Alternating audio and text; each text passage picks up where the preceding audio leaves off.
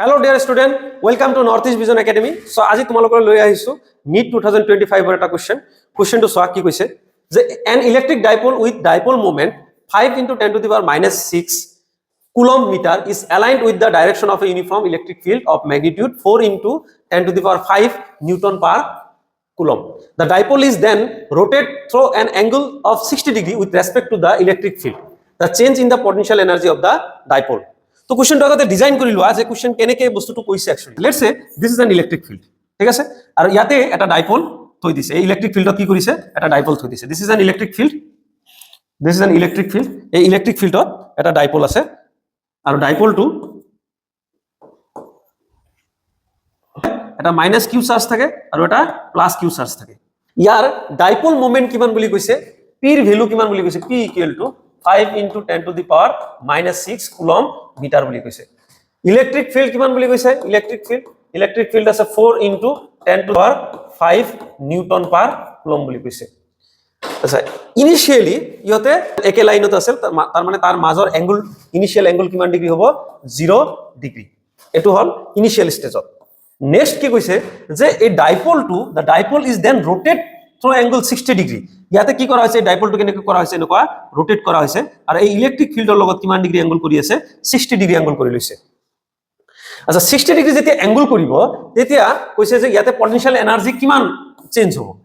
next এংগলটো কিমান বুলি কৈছিল নেক্সট এংগলটো কৈছে 60 ডিগ্ৰী এংগল কৰিছে এটো সেকেন্ড নাম্বাৰ কেছত আহিব ঠিক আছে তো আমি এটো হল প্ৰবলেম এটা প্ৰবলেমটো আমি ডিজাইনটো কৰিলো এতিয়া আমি সলিউশনত যাম সলিউশনটো কেনেকৈ যাম প্ৰথমে চাম আমি যে ডাইপোলৰ পটেনশিয়াল এনাৰ্জিৰ ফৰ্মুলা কি আছিল ডাইপোলৰ পটেনশিয়াল এনাৰ্জিৰ ফৰ্মুলা আছিল ঠিক আছে ডাইপোলৰ পটেনশিয়াল এনাৰ্জিৰ ফৰ্মুলা আছিল যে U = -PE cos θ ঠিক আছে তো ইয়াতে কি হ'ব U = -PE cos ইনিশিয়ালি কিমান হ'ব cos 0 ডিগ্ৰী হ'ব তো p এর ভ্যালু কিমান p এর ভ্যালু হল 5 × 10 to the power -6 e এর ভ্যালু কিমান 4 × 10 to the power 5 আর cos 0 ডিগ্রি ভ্যালু কিমান হয় 1 হয়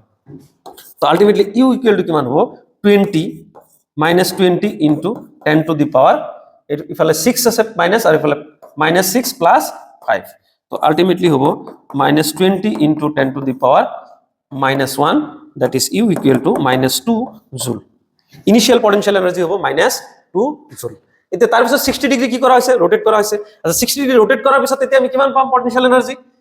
এটো আছিল আমাৰ U1 এতিয়া আমি চাম U2 = কিমান হ'ব U2 =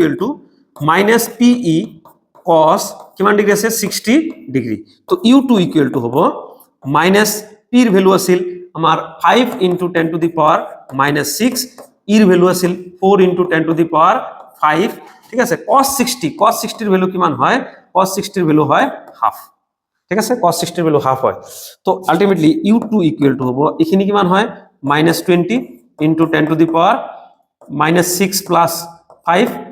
× হাফ তো আলটিমেটলি হ'ব U2 এখিনি মানে কিমান হ'ব 2 হ'ব -2 × হাফ আলটিমেটলি -1 জুল ঠিক আছে -1 জুল হ'ব U2 এতিয়া আমাৰ পটেনশিয়াল এনার্জি কিমান চেঞ্জ হ'ব পটেনশিয়াল এনার্জি চেঞ্জ কিমান হ'ব বহুত ইজি হয় তো potential change in potential energy কিমান হ'ব ডেল্টা U = U2 - U1 তো U2 এর ভ্যালু কিমান আছে -1 আছে